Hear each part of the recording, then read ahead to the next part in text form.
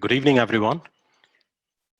Since all our panelists have joined and also we have a good number of attendees also, I would like to start today's webinar on a very exciting topic, which says tech for technology. Now, it won't be an exaggeration to say that today we live in a world surrounded by technology. We start our day with technology and we often end our day with technology, whether it is a smartphone in our pockets, which we always carry, or Alexa at our home ready to take our voice commands, whether it is GPS enabled taxi services or portable blood sugar testing devices. Today technology touches every aspect of our life, and conservation sector is no different.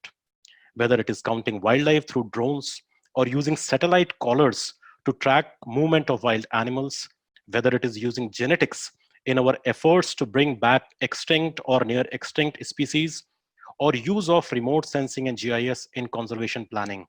Technology is supporting every aspect of conservation.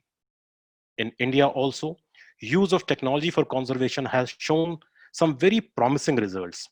Our technology-driven efforts of counting tigers, which involves use of automatic camera traps, and also a specially designed app called M-Stripes by NTCA and WII, has recently entered the entire effort of tiger counting has recently entered Guinness Book of World Record for its sheer scale and uniqueness of effort.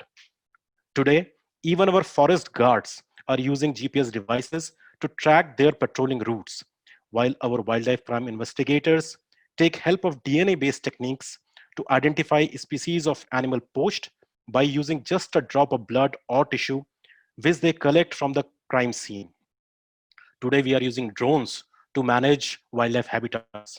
We are using artificially intelligence supported cameras to keep an eye on illegal entry into the forest. And we are using satellite imaginaries for near real-time tracking of forest fires.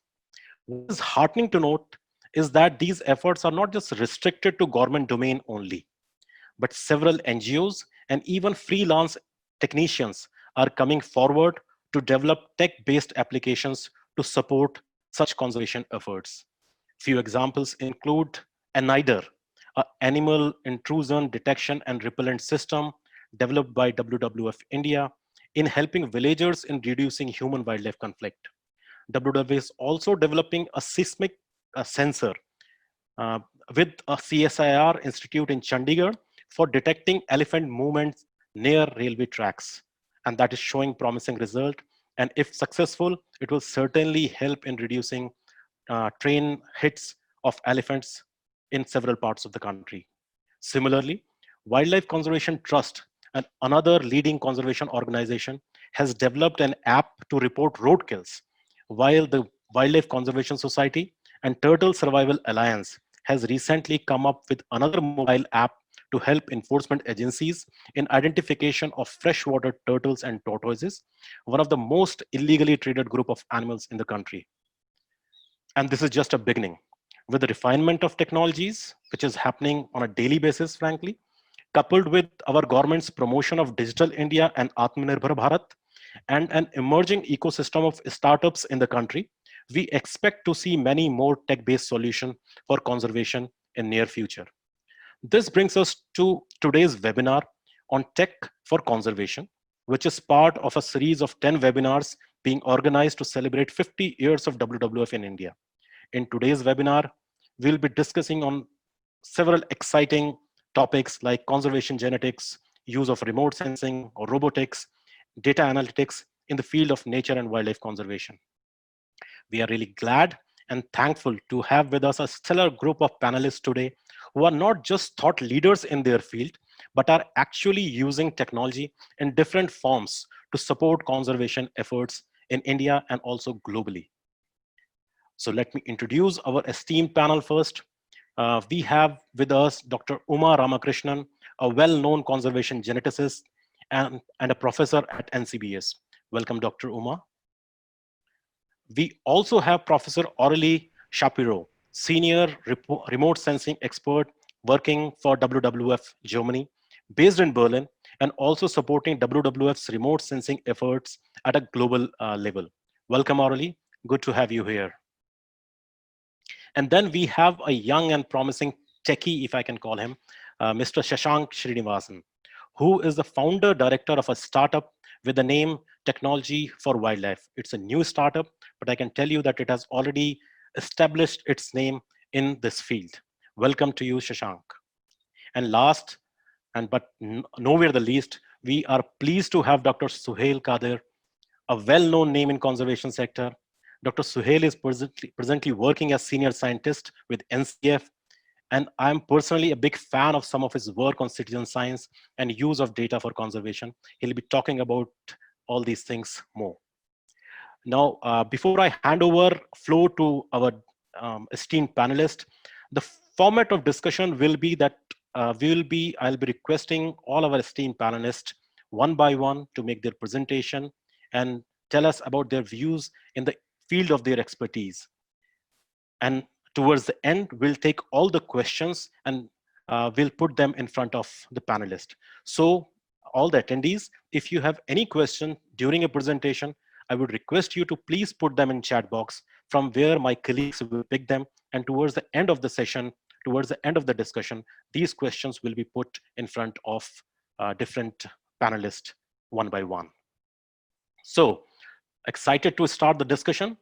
I'll first turn towards our keynote speaker of the evening, Dr. Uma Ramakrishna. Dr. Uma, since Watson and Crick discovered the double helix structure of DNA, genetics has come a long way. Even the latest Nobel Prize of Chemistry, announced only 2 days back, has gone for research on DNA slicing. In this context, I invite you to tell us how advances in genetics are helping in conservation of endangered species. And more importantly, how does the future of conservation genetics looks like? Over to you, Dr. Uma. Thank you. Thanks for having me, and I'm just going to go ahead and share screen.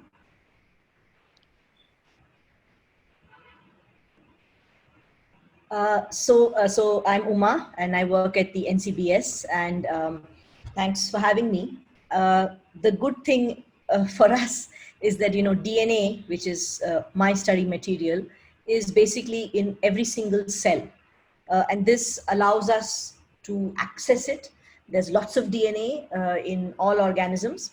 And also, what's been really interesting in the last 10 or so years is this real change we've seen in technology in terms of DNA sequencing. So on the right-hand side, you can see this graph, which shows the cost per raw megabase. So basically that's like, 10 to the 6 letters, which you sequence, and how the cost has fallen over time. And you can see that basically there was this new technology, next generation sequencing in around 2005, 6, 7, which basically broke Moore's law. And so sequencing is now so cheap. It's so cheap that it's really possible to get a lot of data very, very quickly. And, I started my job here after I finished my PhD and postdoc in 2005. So I got hit with these new technologies, but it was really fun to try and explore all of the different applications and uses of such approaches. So what I'll do today is give you a few vignettes. I don't want to take too much time, and then I will end with some thoughts that I have. It's my perspective of what the future may look like. So of course, we can use genetics and DNA at every level. We can use it to identify species and to do studies in biodiversity. We can use it to understand more about populations or species biology as a tool, basically to answer ecological questions. We can use it in hardcore management, for example, in understanding illegal wildlife trade. And as I said, at the end, I'll basically talk about what I think the future might be. So several years ago, we did some work on birds that live on mountaintops. These are Western Ghats, several endemics, and also just birds which live at higher elevations. And basically, when you look at the mountains, this is a slice of the Western Ghats, and this on the right, you see basically an image which shows, like the habitat which these species may occupy. What we found is that birds which we thought of as one species were actually more. And this was the first time in many, many years that two new bird genera were identified from the Western Ghats and from the Indian subcontinent. These are the Shola kili, which was called the shortwing, and the Montesincla. So basically, what does it matter? Like, why does it matter that we should know what species are? Well, what this suggests to us is that the habitats where these species live there, it's the only, so far that we know of, endemic radiation of birds in the Indian subcontinent. So it tells us that it's very important to protect these higher altitude habitats, or the sholas, in the Western Ghats, because they hold unique histories, unique biodiversity, but also unique species, right? And so this is something which we were able to do with the support of DNA mostly, as well as other features like song and morphology. But definitely, I'm sure you all know that in the last 10 years, species discovery in India has really kicked up.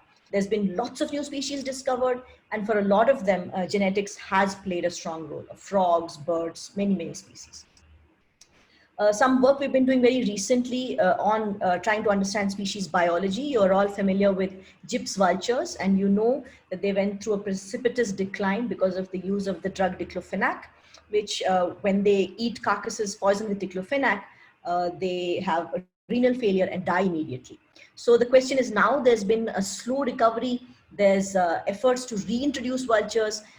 People like Vibhu from BNHS have put in huge amount of effort to do captive breeding and rearing of vultures. And so obviously it's very important that these populations which are recovering are not going to be feeding on diclofenac, poisoned carcasses. Now diclofenac is banned, but there has been some data, and I'll just get to that it is still in use to some extent. So what we were really curious about is these recovering populations of vultures, what are they eating? So how do we assess something like that? It's so difficult to assess, right? So what we can do is we can just look for these, these white like splotch marks close to vulture roosts. These are fecal droppings. We can bring them back to the lab, just swab it with a earbud, bring it back to the lab, extract the DNA, sequence the DNA in it, and we can actually figure out what vultures are eating, right? So you would look here at the prey DNA and not the predator.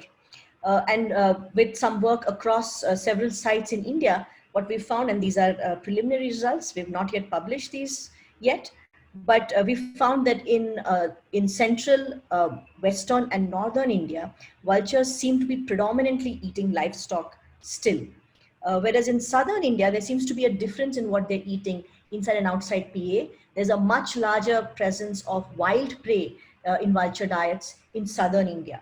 Now this data is kind of in the face of some work by SAVE, which is an organization which works on vultures, which has been assessing diclofenac levels and has suggested that in north, central and western India, the levels of diclofenac are up to 16% in carcasses. So in fact, in northern India, in a site where vultures are going to be reintroduced, there still seems to be diclofenac used to some extent. So this tells us immediately that we should be cautious about whether they can still be declined because of diclofenac poisoned carcasses, because vultures are not eating predominantly wild prey. They still are, at least in these areas, subsisting on livestock. This is something I have been working on for a while, me and my group, on these melanistic tigers, and anyone who's heard my talks probably thinks I'm obsessed with them. Here was a case again where genetics is the only way that we could have answered this question. So these are these really mysterious and beautiful tigers found only in Simlipal Tiger Reserve. And it turns out that the reason they look like this is because this individual has 2 copies of a mutation, which we were able to detect by sequencing genomes of melanistic families from the zoo and then checking for them in the wild. And it seems like this is a case of an isolated population where drift or chance and potentially inbreeding has led to a very high prevalence of this particular mutation, which doesn't seem to be found anywhere else.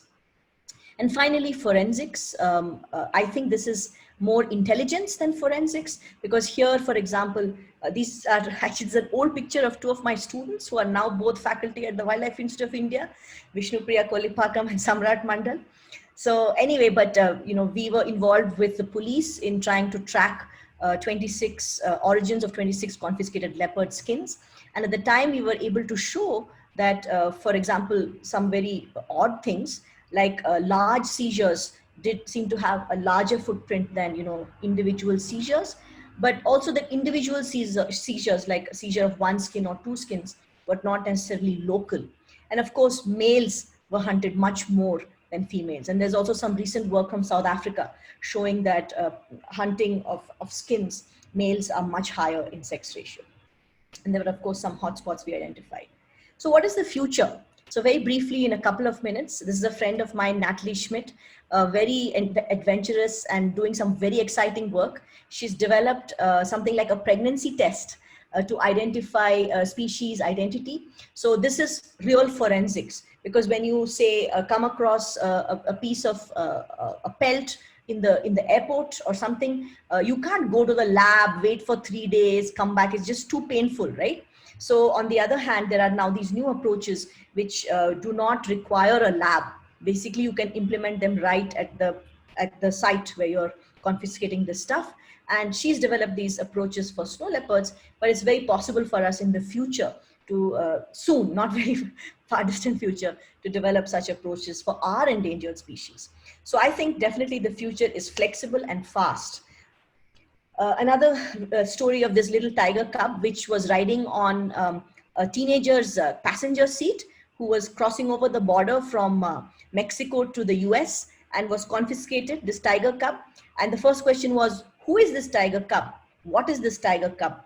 We were able to, we have a database of sequenced genomes of tigers from across the world.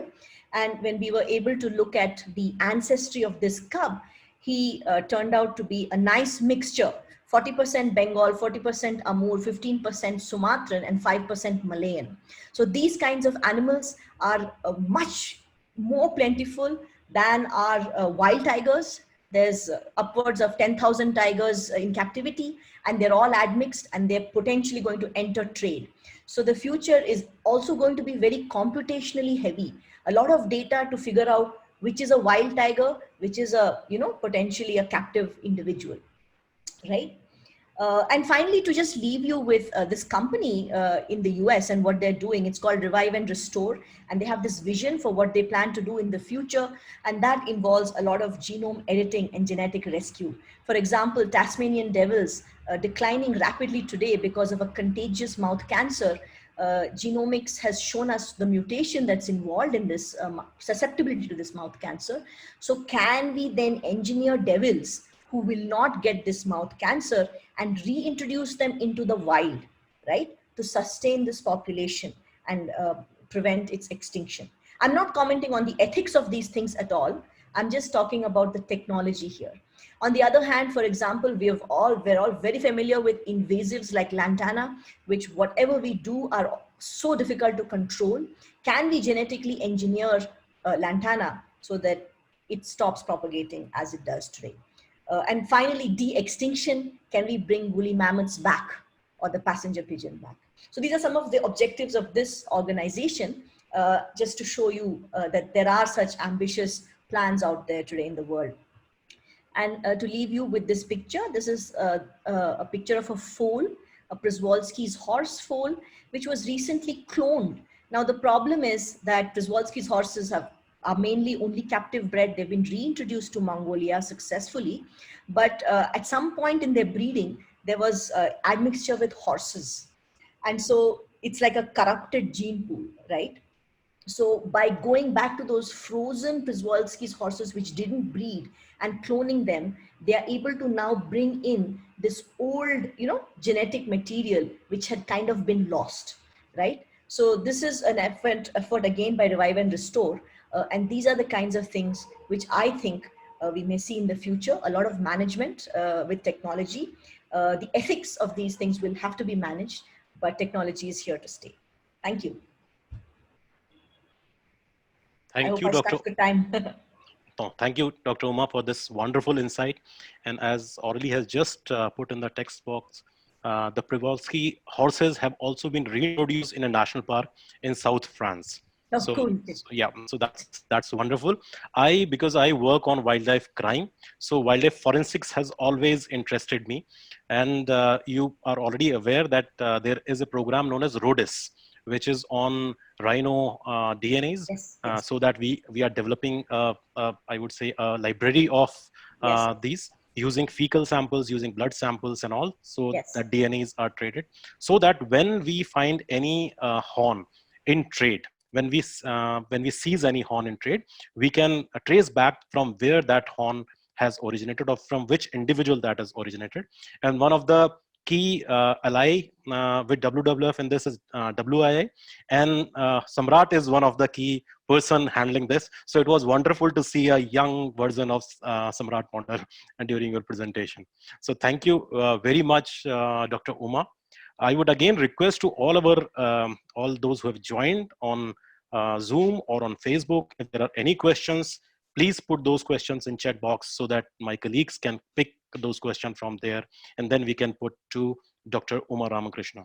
Dr. Uma, I would also like to give you one input. I think the speed with which geneticists are moving, especially in identifying different species, are putting bird watchers in a lot of problem.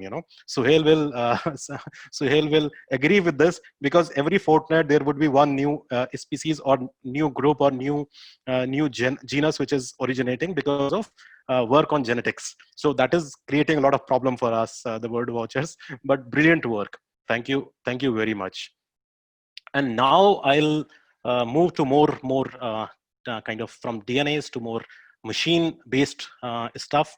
And I would welcome Professor Aurelie Sharipo, who has more than 20 years of experience in remote sensing technologies.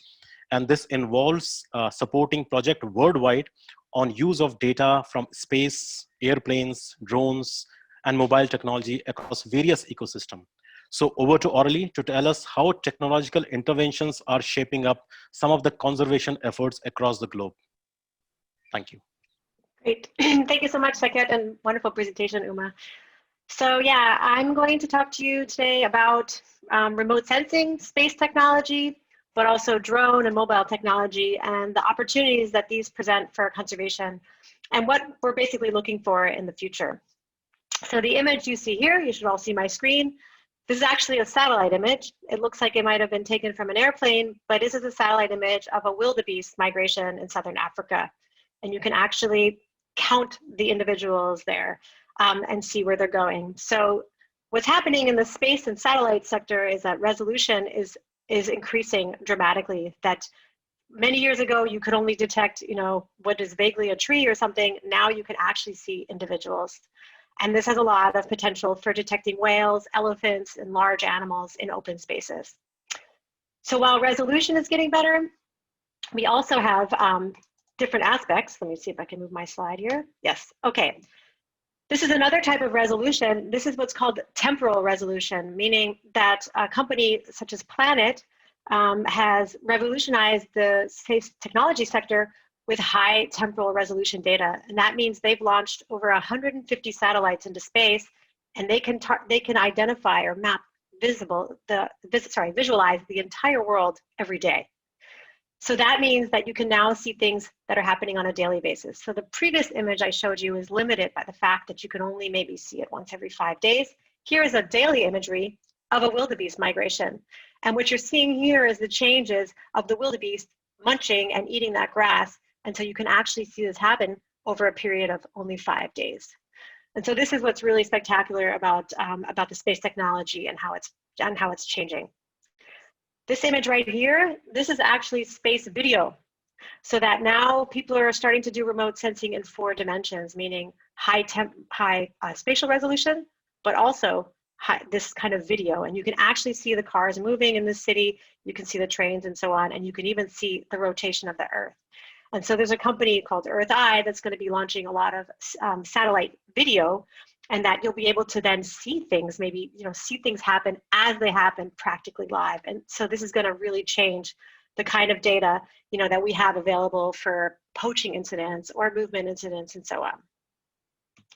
So going back to Planet, this is an example of why these technologies are moving so fast. And this is because the space technology, as we all know, and computing technology is getting a lot smaller. So a typical satellite is shown on the left, and this is the Landsat 8 satellite from NASA. It's a typical satellite that we use to map the Earth, and it's about the size of a school bus. It costs millions and millions and millions of dollars. It's it takes years and years and years to develop, and this is basically what's called, like, it's a classic satellite. And the Dove satellite, the ones that from Planet, are those little ones that are the size of a toaster. They can fit in your hand, and they can be launched differently. And this is actually from the International Space Station launching a bunch of Planet Doves. So they're basically the size of this, and they just shoot them out of the space station. And so what this means is that space is really more accessible now, and you can make really tiny satellites, which cost maybe $20,000 to $70,000. You can launch a whole bunch of them into space, 2 or 4 or 10 or even 50 at a time. And it also means the technology is really flexible. Because these satellites are so small, you can develop them really quickly, you can improve them really quickly, you can launch them really quickly, and it's really flexible. And so that's what's really changing, I think, the satellite technology. And the video that I showed you is actually similar. It's done with also very, very small satellites. And here they are, they're opening up their little solar panels, and basically that's how the Planet launches their satellites. So this is pretty cutting edge stuff. Now, when I talk about these small satellites, what's great about them is, as I said, they can be customized and they can be specialized. And this is why we have developed a concept, actually at WWF, called PandaSat. And PandaSat is our idea for a really specialized wildlife tracking satellite. So the satellite on your left has actually been developed by students. It has a cost of about $5,000 of material costs that can all be purchased online or at the local electronics shop. That's actually measuring tape. That is the antenna right there. And it's all solar powered. And it's basically, weighs about 10 kilos. And the idea is that we could build a bunch of these, launch a bunch of these, and then connect them with these little tiny tracking devices, as you see here on a walnut or on a bird. And these tracking devices are solar powered, they're very low energy, and they could basically run forever. And so the concept is that we could create a very, very affordable alternative to tracking wildlife in real time. And we could control the data, and we can control the systems, and we can improve it over time. So if anybody has $5 million and wants to invest in PandaSat, get in touch, because that's all it costs to launch about maybe 50 satellites and track what we're hoping to track 10,000 birds or other species. So that's my part about the satellites. Now, going on a different level, we can do things with airplanes, right? So airplanes is a classic, technology.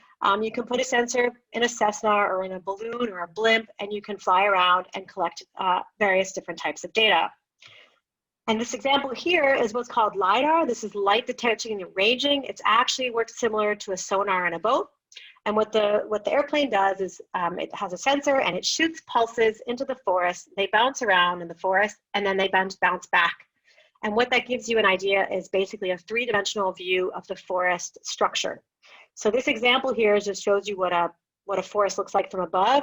Yeah, it's pretty complicated. There's lots of understory there, but what you actually see is you have a canopy height, a very accurate canopy height, and you can see different levels of the canopy, and different understructures and understories. And that's super important for species like bonobo chimpanzees or apes or things like that live in these trees and that we want to know more about. And of course, this is really important for forest biomass and climate projects and climate mitigation. So now we can actually, see what the forest structure looks like in these different dimensions. And just to give you another view, this is a photo is on your left, taken from that same airplane I showed you. You can calculate the canopy height, which looks like in the middle image with the red showing you higher canopies, and blue is actually lower canopy, which you wouldn't see from the photo because that all looks like green forest, but those trees are actually much shorter. And what's even more interesting is that there's a surface model under there that we can actually see where the ground is. And what we're seeing is that there's actually these river systems in the forest that are these trees that are smaller or maybe growing in like wetter soils or near rivers.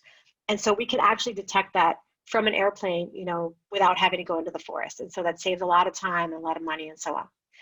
So LiDAR is a really promising technology. And now there's even a new LiDAR that's actually in space, that's mounted on a satellite, and that can actually give you similar data from space.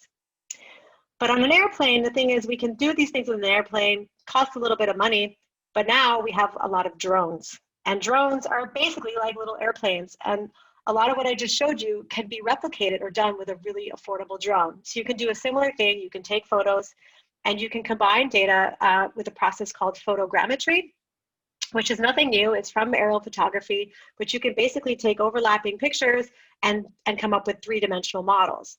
So just like I showed you what we did with an airplane, this is what you can do in a couple hours with a drone purchased on Amazon for 500 euros.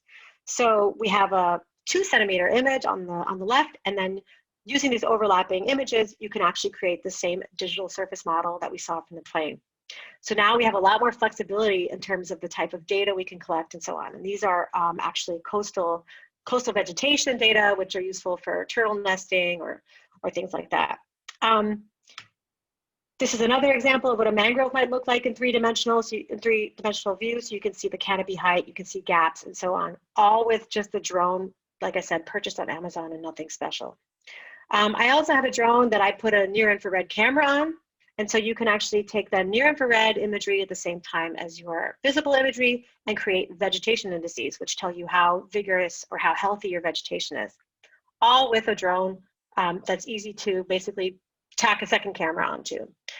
So these are the kind of flexible options that we get now in terms of these really what we call proximal remote sensing, which is being able to collect anywhere, anytime, any place with these little drones you can carry in your backpack. And just like satellites, drones can also be customized, right? Like I said, you can put a camera on it, but you could also make your own water floating drone like this one, also from the Nature Conservancy. What they did is they just put a Tupperware to close in the systems, attached a GoPro in a case on the bottom of it, and their drone now flies around, lands in the water, and can actually take images of the coral reefs underwater, saving you a lot of, distance to swim if you had to, no need to scuba dive, and things like that. So this is all very, very low cost and very, very simple. And to show you a really cool example of what you could do with that underwater, this is very similar to what I showed you on land. You have an image on your left-hand side of a coral reef with the branching coral and this round coral there, and it's zoomed in on your lower left.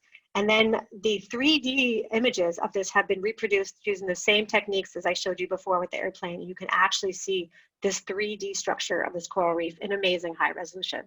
With products basically purchased from a store or from a hobbyist shop. So these are some of the new kind of technologies that are out there and the do-it-yourself, things that you can do, with these types of materials. And finally, the last bit about it that I wanted to touch briefly on is about mobile phones and mobile technology. So everybody has a cell phone. Cell phones are cheap. They all have GPS in them. And so you can actually put a phone in the hands of anybody and collect data, via what we call crowdsourcing. And the best part about this is actually an example. We were in Zambia.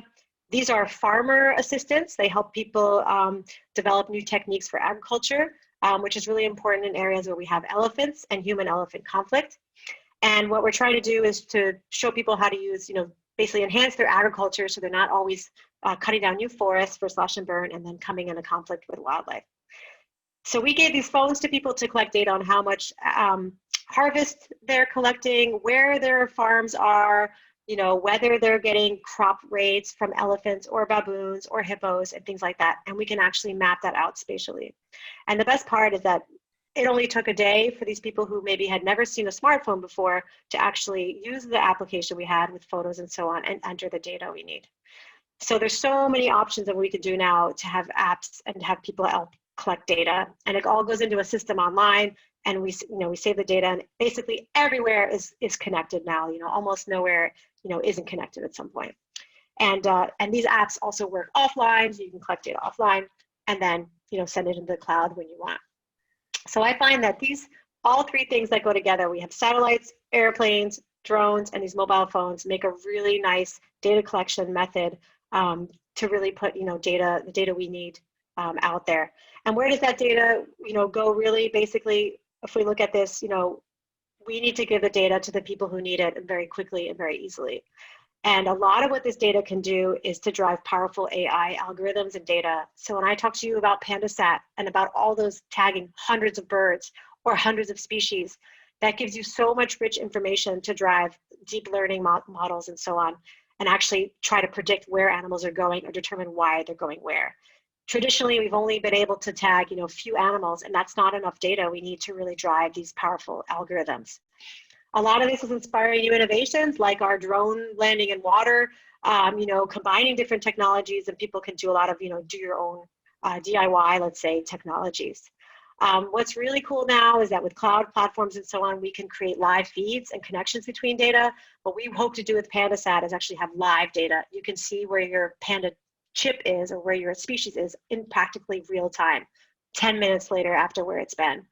And a lot of these platforms now are striving because of live data sources. So there's a new platform out there called the Ocean Data Platform that you're going to hear about. And it's this very powerful platform that has live data feeds and so on, and that you can go in through developer interfaces and pull data out. And that's really fascinating.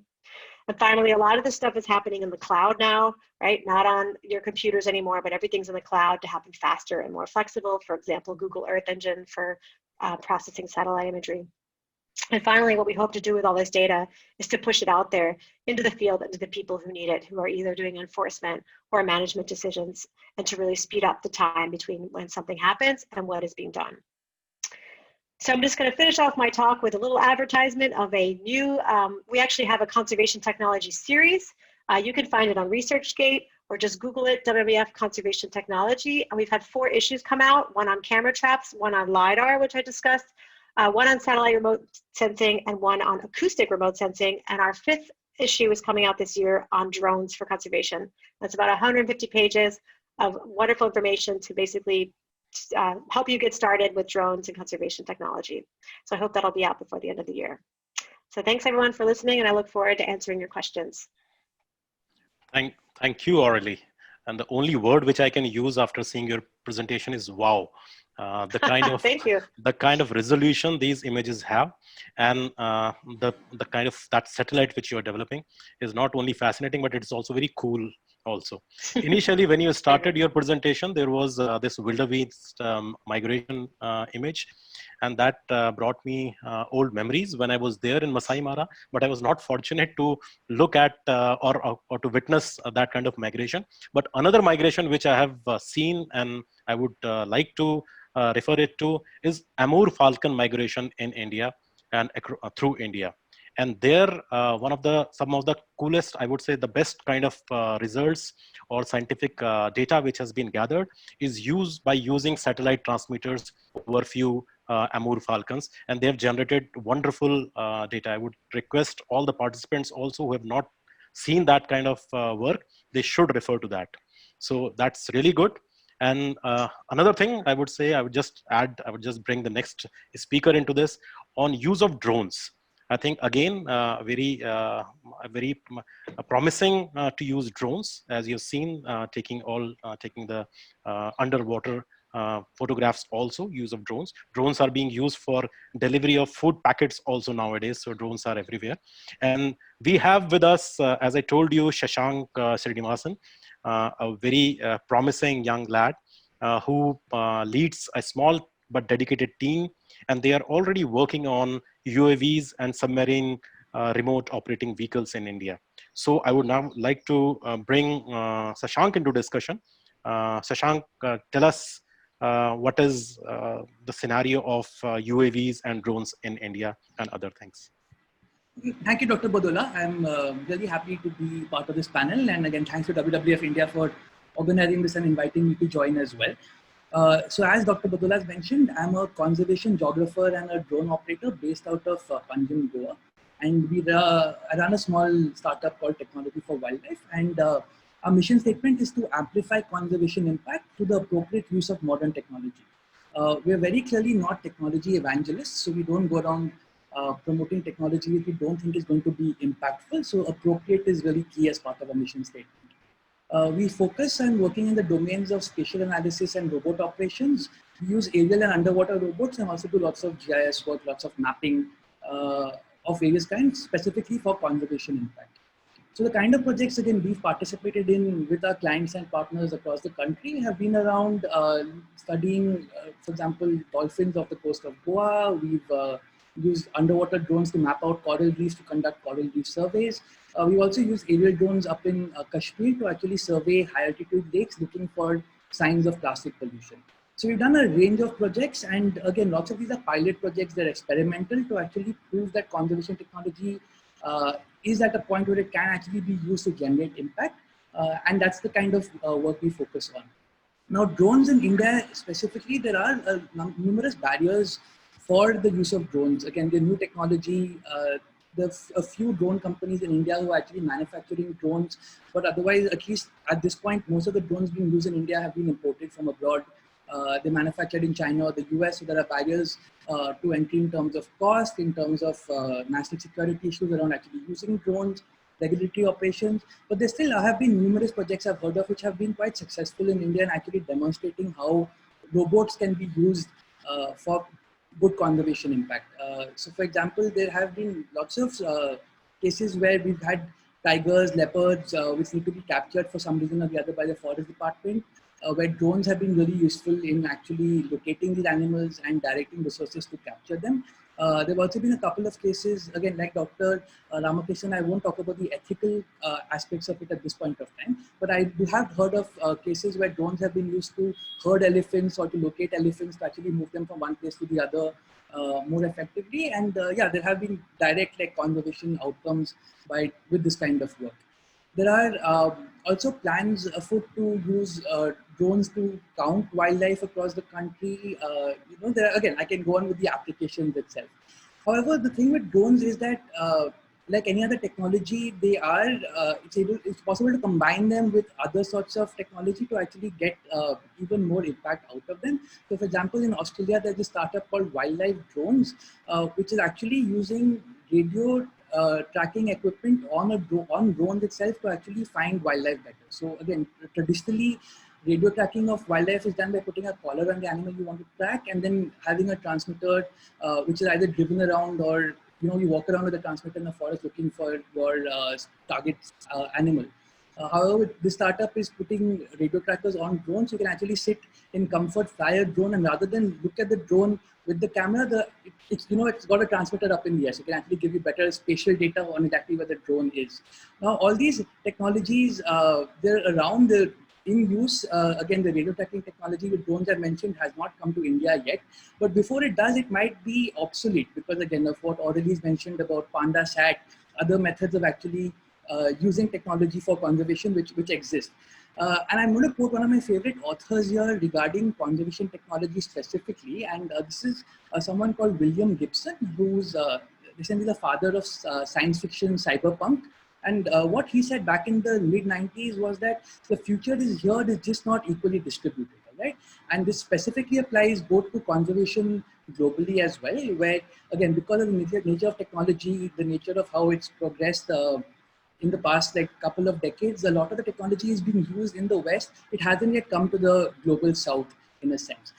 And the other counterpoint is even in the global South, that's between, for example, segments of society, these technologies aren't being, they aren't equally accessible and the benefits aren't equally accessible as well. And that's something I think civil society is doing a great job of balancing out. And again, this is crucial to take into account when actually using technology of any kind, specifically in the conservation sector where there are existing inequalities, right? Other projects we can talk about include, in India, again, include the use of thermal cameras to track wildlife at night. Again, great potential in that and actually helping find wildlife late at night. But again, also the use of thermal cameras can be misused as well. So there have to be clear checks and balances on this kind of technology. The other sorts of things which I'd like to talk about in this segment is the fact that as robots can be used, again, as I'm saying about collecting data, as already mentioned as well, you can use them to collect very high quality spatial data of the Earth's surface. And what, again, my organization, others I know in the same field do with this kind of data is intersect it with information collected from citizen scientists. So we use iNaturalist and eBird data as well to do some of our mapping, some of our analysis work for conservation. And we also use public data from the government, such as that mapping out forest clearance boundaries. So it is possible. Again, a couple of projects we've done recently include using drones to map out areas and to create high resolution images. We also then over that use public data on land boundaries, on forest clearance permissions, on wildlife clearance permissions. We use open data on species diversity in these particular areas, and actually able to process them and create policy relevant documents, which actually we can create great conservation impact going forward. And yeah, I think I'll close with that for this section anyway, and probably talk about the ethics and the permission components as we go along. Thank you, Shashank. Thanks for that inputs. I would, before coming to citizen science, I would also like to mention there about a project on thermal use of thermal cameras.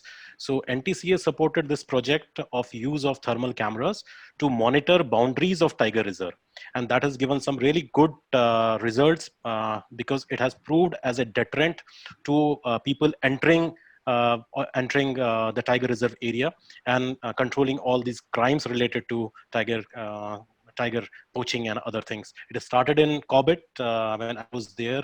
We also managed that project, and after that it has been replicated in several other areas or several tiger reserves also. So that has been really wonderful use of technology, how we can use technology to control or to protect our boundaries, which often are very difficult to man because of terrain and other stuff.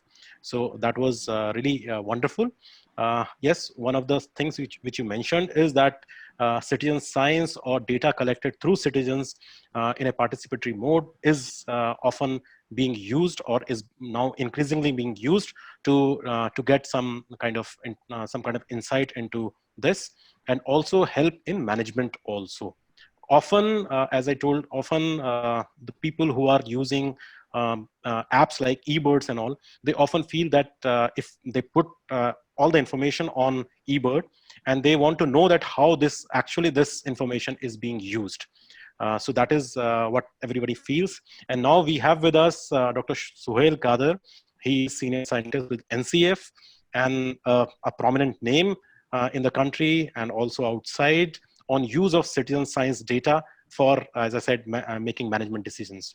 So Suhail, over to you to tell us how the latest technology of use of mobile phone, apps and everything, and collecting of this data, and also data analytics and big data, how that is changing or how that is helping in conservation. Over to you, Suhail. Thank you. Thanks, Saket. Just wanted to check if you can hear me. Yes, we can. Yeah, I've had just as the panel started, I had some technological catastrophes. So sorry for all the moving around and so on. No problem. So of course, thank you, Saket and WWF-India for the opportunity to be part of this wonderful panel. And of course, many congratulations to WWF for your 50th anniversary. So I'll be saying a few words about technology and citizen science, and that is about all of us working together to generate knowledge about the world, much of which can be and is being used in conservation as well. And the role of technology here is really to empower people in being an integral part of knowledge generation and conservation. So it doesn't exist independent of the people, it's really bringing people and technology together. Citizen science is a fast-growing field. In fact, just last week, we had the first online conference on citizen science for biodiversity in India. And among the projects presented, just to give you an idea of the sweep of different possibilities, there were efforts by fishers in the Lakshadweep to monitor their fish populations, children monitoring the flowering and fruiting of trees to track possible effects of climate change on phenology, on seasonality, citizens documenting intertidal marine life in Mumbai, bird watchers uploading their bird list to a common database, and of course an increasing number of platforms for general biodiversity observations where anyone can come and contribute observations on any plant or animal that they see. So this sort of citizen science is leading to a number of interesting and important outcomes, including the description of new species or discovery or rediscovery of species, understanding the ecology and conservation needs of different species, and of course, tracking changes over time. And one outcome that I find particularly interesting is the better and more detailed documentation of biodiversity at particular sites. Generating this information and making it publicly available makes it harder for environmental impact assessments, for example, to get away with incomplete or inaccurate assessments. And something that we know is quite common in the country. So having this information from places where developmental projects are being proposed, but information generated by the public, by people about the local biodiversity and having that in the public is really crucial over here. So with this, this general introduction to citizen science, let's turn to what technology is at play. One of the most important developments, as multiple people mentioned, I think, is the availability and affordability of mobile technology, so smartphones connected to the internet, together with apps that can be developed and deployed by virtually anybody. So these apps are with the smartphone hardware, the apps are able to store locations and tracks of observers, record date and time automatically, and of course be used to take photos as additional documentation or sometimes key documentation. So mobile technology together with the internet has been the key in the boom in citizen science, and this boom I think closely tracks the availability of such technology. For example, the global biodiversity platform iNaturalist took 6.5 years starting in 2008 to reach their first 1 million observations. But this year, in the month of May alone, 3 million observations were uploaded to iNaturalist. So it's a tremendous growth in the amount of information that's being generated. And a lot of this is mediated, of course, by people, but also through technology. So beyond the phones and the apps lie the databases and software, we don't see this, that are used to process the data, summarize them, and give back a number of outputs that all of us can see and use, including maps and graphs and animations. And these things are being used increasingly by conservationist activists and so on. And of course, the raw data are usually made available for education, research, and conservation. But using raw data from these databases is not necessarily trivial. For example, if you wanted to assess the efficacy of protected areas on the conservation of birds, using data from the eBird platform, and this has been done recently and a paper has come out. If you wanted to do that, then you would go to the eBird database and you would download the entire database from eBird, which is 850 million observations. That's nearly 0.9 billion. So nearly 1 billion observations, a file with 1 billion rows, if you can imagine that. The file size of over 90 gigabytes. So clearly, when dealing with such data, our usual approach of trying to open the file in Excel on our laptop, that's not going to work. And we need new tools and technologies and computing for this. And we also need to make these tools accessible to a wider number of people. So let me just illustrate this approach of the citizens in the citizen science and the technology to some degree by using an example from India, sticking with birds. In 2014, a number of institutions and groups got together under an umbrella called BirdCount India. And the idea was to work with bird watchers to generate a better understanding of the distribution, abundance, and trends of birds in the country. And we use the eBird technology for this, and using that, the effort has grown tremendously. And today, about 20,000 bird watchers have uploaded about 1 million bird lists containing 20 million bird observations in India. And this includes current information, of course, that's being generated all the time, but also involves old-time bird watchers uploading their historical lists from the 90s and the 80s and even earlier. And these historical lists provide an opportunity for sort of time travel. We can go back in time and look at what bird populations were like through birdwatchers' old notebooks that have now been digitized.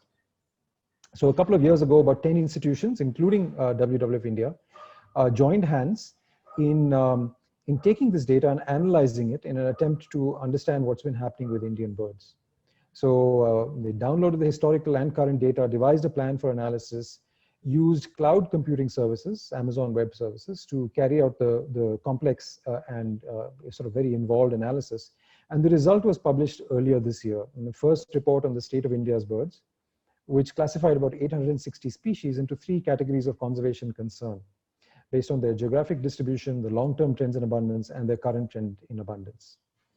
And of the 860 species assessed, 101 were classified into the highest conservation concerns. Some of these are already known to be in trouble, but the list threw up a number of species that, despite having large range and the perception of abundance, actually are declining severely, have been declining severely in the past 20+ years. And these include species like cottontail and red-necked falcon. Some welcome news also, our national bird, Indian peafowl, is increasing very dramatically.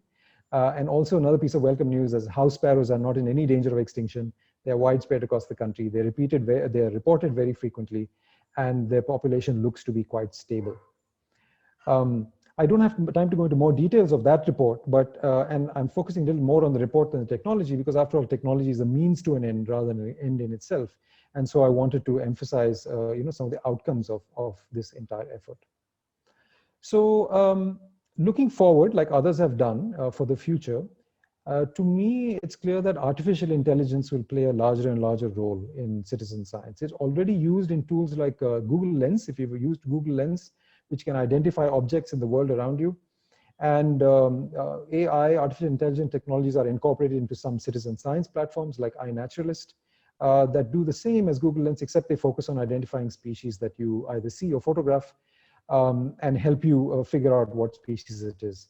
My friend last week in this conference, my friend Praveen J said he can imagine a future where we go out wearing something like the old Google goggles, those a pair of spectacles, and as we look around at the world, the glasses automatically recognize species, trees and animals, birds, and tell us what they are, and on a command even upload those observations onto a platform.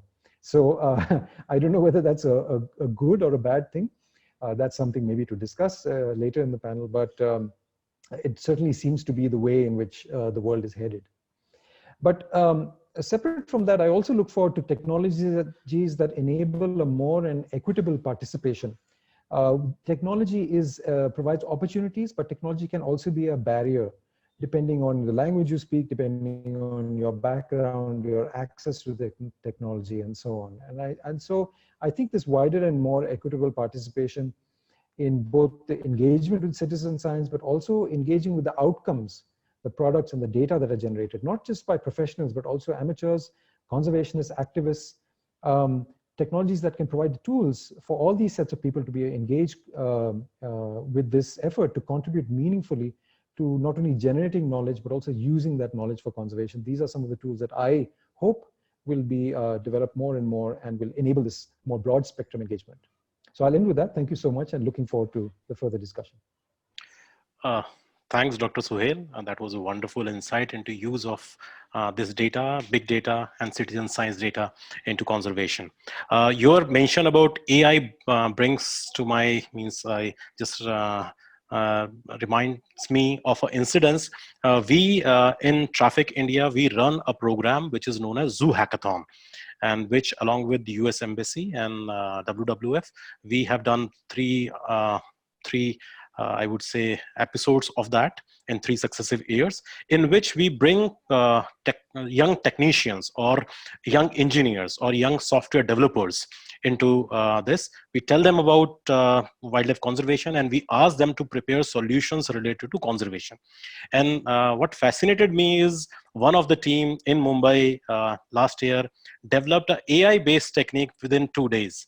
So that brings hope to me that if we engage larger group, mainly technicians, mainly software professionals into this, I think we will be getting far better solutions or far better applications which can help us in conservation. And I think this is one of the aim of Zoo Hackathon, to bring everyone together. So thank you very much on this. There are several questions which are pouring in, and I would be taking few of them one by one. There are several questions for Dr. Uma.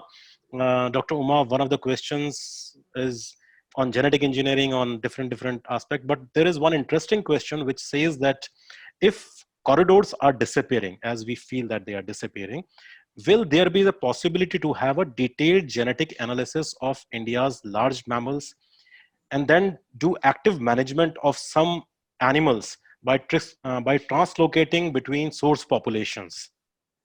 This might help in fighting disappearing corridors. I think the question mainly asks that if we have this genetic database which you are trying to create on different regions, will that help if we lose corridors in our managemental decisions? Yeah, so great question. Thanks for that. It's something I wrestle with a lot. Because I guess I should say right off the bat that our goal should always be to maintain functional structural connectivity as long as we can, right? Through whatever, like however we can naturally. I hope that India can sustain that. We've been very successful, as you said. We're in the Guinness Book of World Records. We've demonstrated tremendous commitment, especially for large mammal conservation. We have a ways to go for elephants, but for tigers, for sure, for connectivity.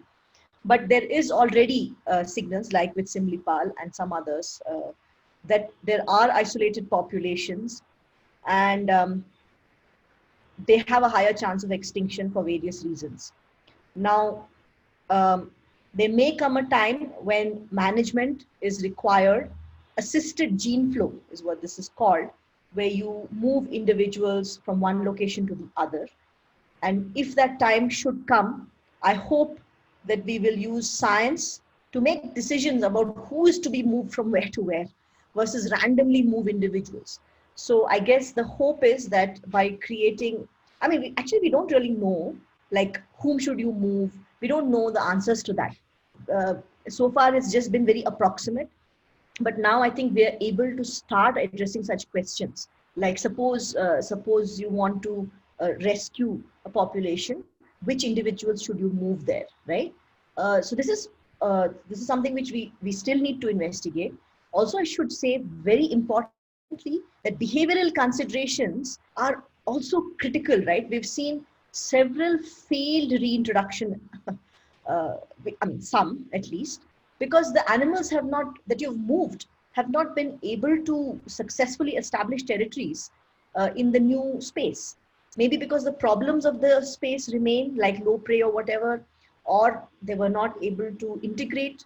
So those considerations also have to be taken. Genetics is just one consideration when thinking about these. But yeah, that's a long-winded answer, but I hope that answers the question.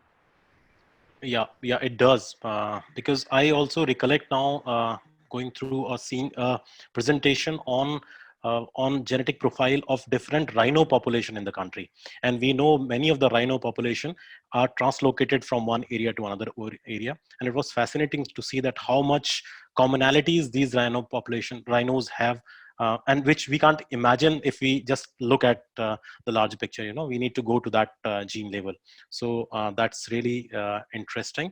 There is one very technical question. I think this is for Orally. That with digital transformation of internet, how has WebGIS ensured to become a leading provider of solutions to real world problems? It's a great question. And someone who probably knows me because I do a lot of WebGIS, but yeah, WebGIS is actually changing everything for us because you don't have to download data anymore and put it on your computer and make a copy and then change it and then upload it again. That the systems we have now, we can actually all work collaboratively on the same data set and make changes to it, via the cloud. And we can also process data in the cloud using much more powerful computers than, our own machines. And then finally, the great thing about WebGIS that people know that I love is that we can actually share a lot of data that way. You can visualize it and show people data without them having to have their own software or specific skills and so on. So it's really democratizing data and putting it out there into the hands of people and getting people used to looking at maps and interacting with data. So that's what's huge now. Yeah. Yeah. Thanks, Aurelie. This also brings me to another question, which probably is directed to Suhail, that when we talk about this data, which we are collecting from different sources, what about data privacy? And how much do you feel that data privacy should be given emphasis on? Yes, data privacy is very important. And there are two aspects to this when we're talking about biodiversity data. One is the privacy of the individual, that is the person who's uploading the data. And of course, it might be possible, depending on how the system is built, to be able to track my movements from day to day or even from hour to hour if I'm contributing information to these platforms. So there, some platforms do have inbuilt sort of options for people to opt out, for example, of their name being shown, or opt out of their name, of them being listed together with the other participants and so on. So you're still contributing the information, but you're not able to be tracked. The other aspect of this is not usually called privacy, but it's still an important part of the display and availability of data is for species that might actually be harmed if the wrong people get their hands on the precise data, the precise locations. And there again, platforms have thought about this. It's an ongoing thing, of course, ongoing discussion, but some platforms provide a option to obscure the location when uploading, for the user to specify that I don't display the precise coordinates, but just say this is found in this larger area. And iNaturalist, for example, you can shrink or make larger that circle within which the observation is displayed. Other platforms say that, well, for these particular species, no matter who uploads the record and when, for these particular set of sensitive species, we will obscure the location and not make precise lat longs available for general access. So both of these concerns are important, and people are recognizing them more and more and are attempting to deal with them in different ways. Thanks, Sohail. I think that is one of the major concern which everyone feels, that how this citizen data is being used and who is using that data. There is a lot of, I would say, inflow of information which is probably not required on social media also, and people just put pictures of tigers and tiger cubs also with giving exact locations. So I think this is a lot to do with personal ethics also, how photographers and how wildlife tourists who are visiting these areas, they are treating this data. But that also brings us to ethics in technology.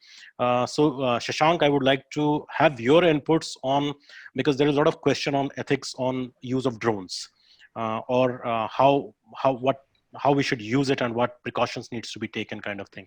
So kindly give your inputs on that. Thank you for that question. So essentially, ethics is quite close to the hearts of my team and me, right? Like, we are drone operators as well. So we've been in the field with drones, and we've seen the impact we can actually have on communities directly using drones, as well as impacts which happen with the data subsequently as well. So one thing I'd like to flag is that technology, it amplifies human intent and capacity. It doesn't alter it. So if people are going out with nefarious intentions, the technology just makes it easier for them to do what they want to do, right? It doesn't make them necessarily good. So the technology itself, the ongoing debate from the 16th century onwards about whether technology in itself is good or evil, that debate is still ongoing. But we can all agree that intentions can definitely be good or evil, even if technology itself is outside of that scope of discussion. So with drones specifically, the issues are around collection of data. So the drones, they have great capacity to do good, but they can also do intense harm.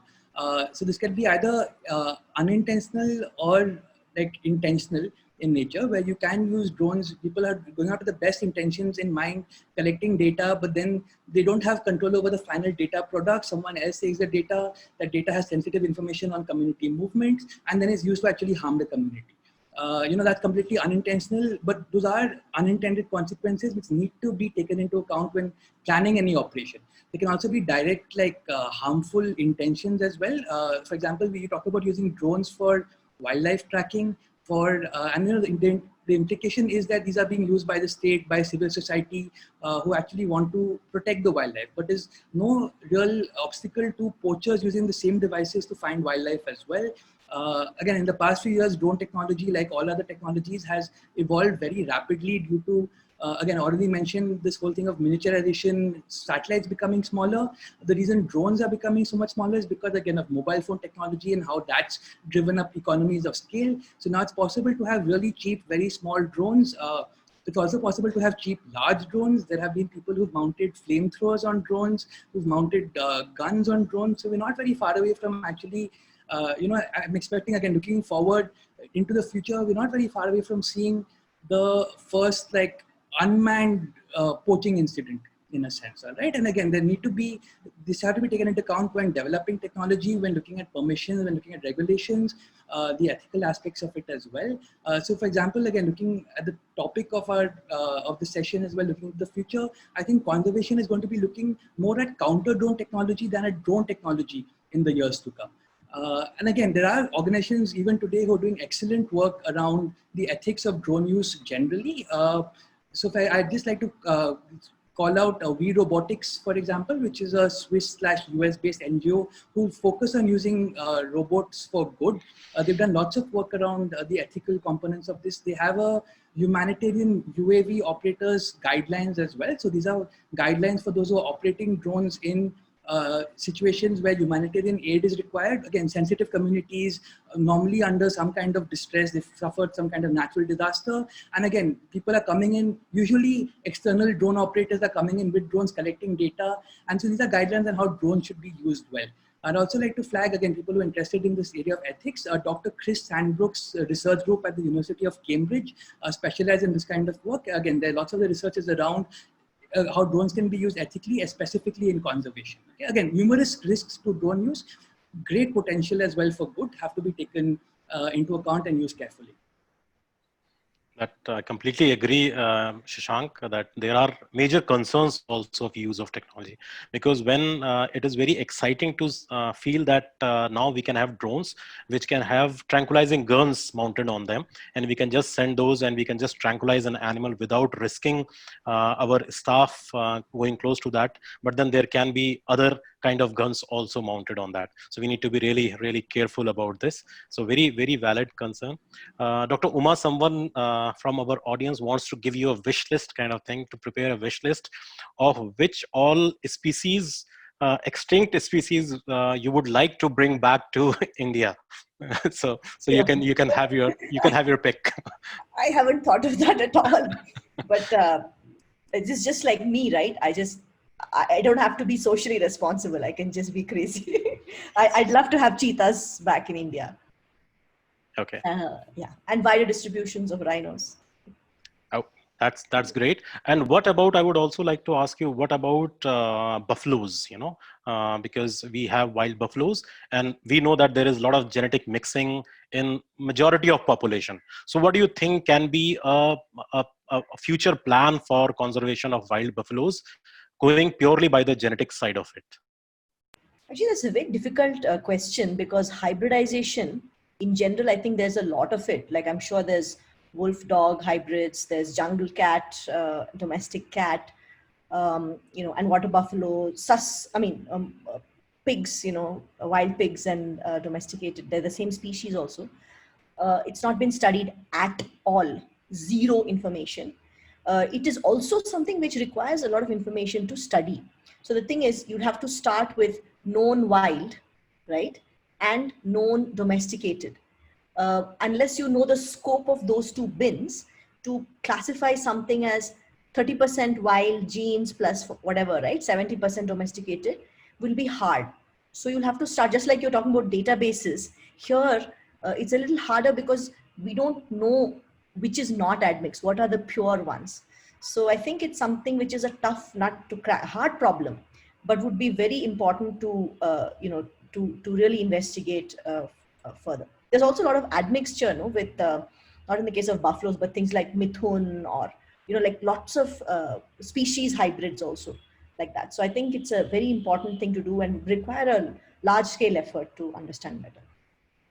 One of the major, I would say, issue which we have also highlighted, and we were working with CCMB also on this, is that all these turtles and tortoises which are seized in foreign lands, for example, if there are star tortoises, and we know that we get seizures of more than 2,500 star tortoises, and suddenly they are handed over back to India, and they land on our shores or our, and we don't know that from where they originated. We don't know about their territoriality, that from where they are coming.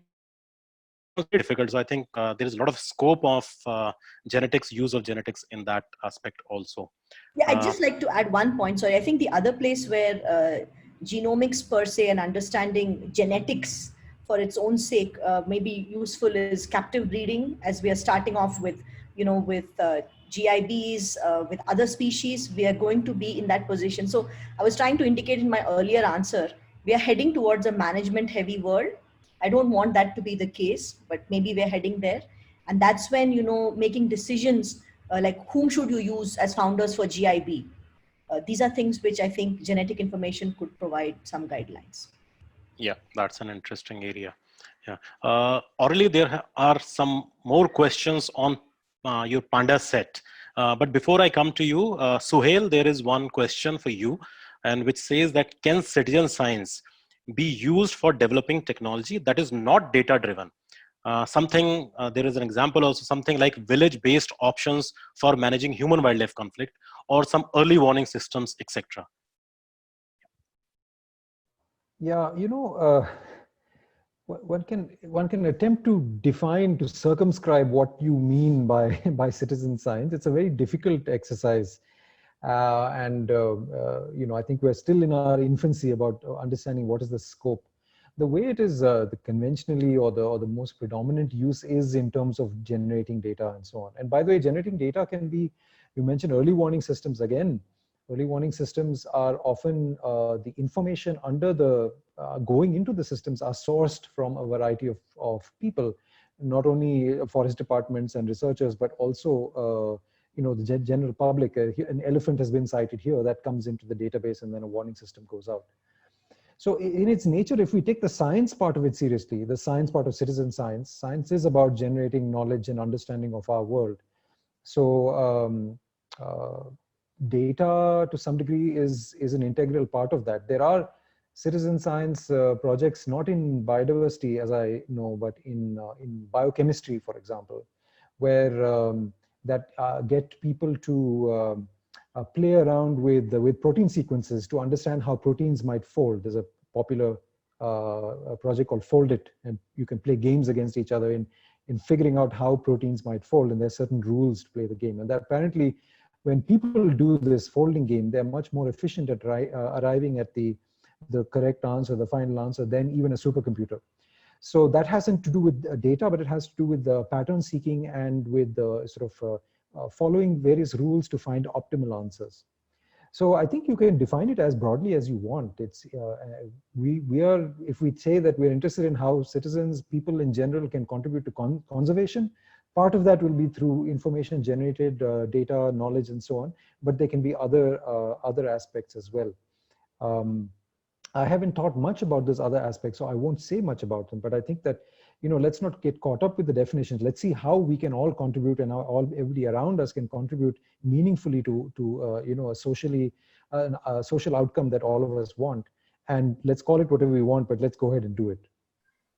Yeah, thanks. I agree that we need to involve as many citizens as possible, and then only we'll be able to take this forward. Aurelie, now the floor is for you to tell us more about PandaSat. I think people are fascinated by seeing the photograph of that small satellite. Yeah, please. Sure. What do you want to know? So just some new things that are coming up is that actually, since we've created that satellite, there's actually a prototype to make it even smaller. Which means that we could make them 1/4 the size of those. And so that means that for the same cost, you could launch 4 satellites instead of 1. And what my partners, these are American university professors that are developing this, what they've actually discovered is that now there's a lot of kind of companies and startups offering rocket rides into space. And consider it like a bus, and yeah, you have a lot of seats, and they sell a lot of seats, and you can buy up as many seats as you want. And that for the size of a PandaSat, it's actually pretty affordable. And that they're going to try to launch a 1/4 size PandaSat-like satellite in December for about $20,000. So if you consider that the satellite itself, yeah, costs about maybe $5,000 to $10,000, the cost is $20,000. Okay, that might sound like a lot of money, but on the scale of a satellite, that's not. And the fact is, you can multiply your costs by launching a lot of these things at a time and actually get out there into space. And then we would hope to make a lot of these tags, and the tags I want to put on wildlife would be very affordable. I mean, the costs are anywhere from $10 to $20. And so that means you can stick them on anything, whether it's a motorbike or a boat or anything you want, a package or something, anything that has a view of the sky, you could put them on an animal. So one of the ideas we have, for elephants, is there a way we could stick something on the elephant or something, or can we actually derive new ways to put these tags on a wildlife without having to sedate them? And that's what we would hope to do, is to give out a lot of these tags, just give them to people and say, can you find a way to stick this on an elephant without having to put it to sleep? Or can you put it in an ear or something, or, on the tail? And birds are another thing. You talked about the falcons, for example. The birds are kind of a target species we'd like to do because a lot of birds fly all around the world, and they actually fly maybe to Antarctica or something, which are beyond the scope of some of the other wildlife tracking technologies that are out there, right? There's a latitude limit. And so with our system, we could really track these wildlife throughout the entire year, see if they're migrating earlier, later, in different patterns and so on, and actually, follow these kind of species like all around the world. And of course, fishing nets and plastic is another one that's really interesting. If we could put these things on buoys or nets and try to see where people are fishing or losing their nets and so on would be really cool. Yeah, thanks a lot. And since I work for wildlife crime, I can't help myself but coming back to use of these products for combating illegal wildlife trade also. I think one of the option or one of the use of this tiny things can be on putting it on maybe a consignment of ivory and a consignment of pangolin scales, or probably a consignment of timber, and to locate that which area it is being covering and where it is going. We know that a lot of these tiger bones are coming from the farms which we have. Traffic did a study recently, and we found that globally up to 30% of tiger bones are coming from farms.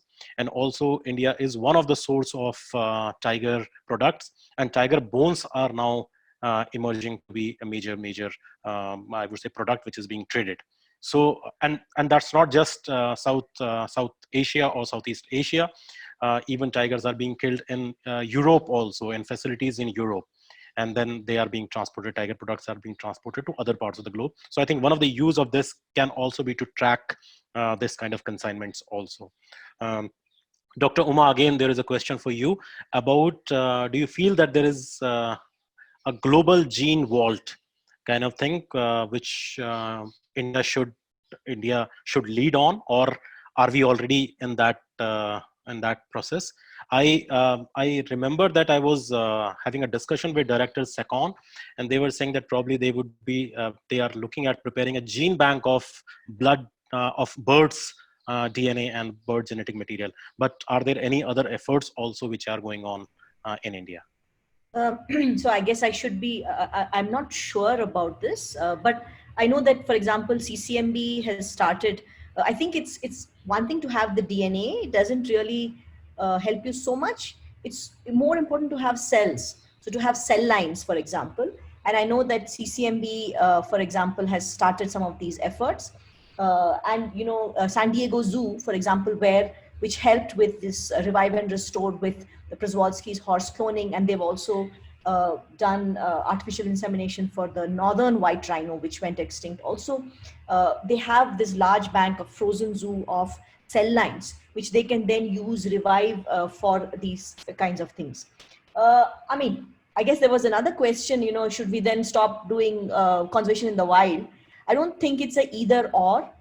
For example, zoos, a lot of people argue that zoos should not be there, but zoos are an important part of conservation as well, because it provides people an opportunity to see animals they may never see and increases their support for conservation in a way. So I think that we have to do everything we can. But yeah, so I think, but all these things are expensive. So we have to remember that. And it's better if the pot of money which goes into that comes from a different pot that goes into activities on the ground. I agree with you, and I was fortunate to be in San Diego Zoo, and I could see their frozen vault and also the AI effort which they have done for rhinos. So some really brilliant stuff. Thank you very much, all of you. I think towards the end, I would only say that today wildlife and their habitats are in deep trouble, and unfortunately because of anthropogenic causes, because of human-made causes. As the latest assessment by IPBES also says that over 1 million species are facing threat of extinction within next few decades if nothing is done. And a latest report from WWF, the Living Planet report, also informs us that between 1970s and 2016, there has been an average decline of 68% in population of monitored wildlife. And also the population of freshwater species have declined by 84% globally since 1970s. So these figures are really scary figures, and we know that if nothing is done, then we are all doomed. Frankly, humanity is doomed. So we need to make every effort possible, and technology can play a very important role in all of this. I just would like to end with a quote from Einstein. He said that we cannot solve problems using the same kind of thinking we used to create them. So technology can certainly provide us a different kind of thinking, and we can work towards conservation with the help of technology.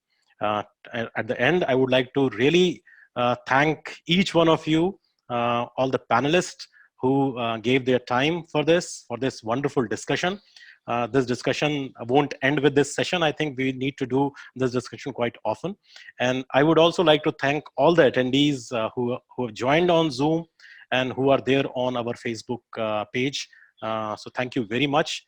And as towards the end, I would also say that if there are any questions which you have for different panelists or otherwise, or any suggestions, please keep them coming. Please put them on the Facebook page whenever you watch this page, or on YouTube also, where this recording will be put in few days, so that then we can reach out to our esteemed group of panelists. And I'm sure that they would love to respond to these questions. So thank you very much. Thank you, Aurali. Thank you, Dr. Uma Ramakrishna. Thank you, Shashank. And thank you, Dr. Suhail Kadir, for your time and for this important discussion. Thank you very much.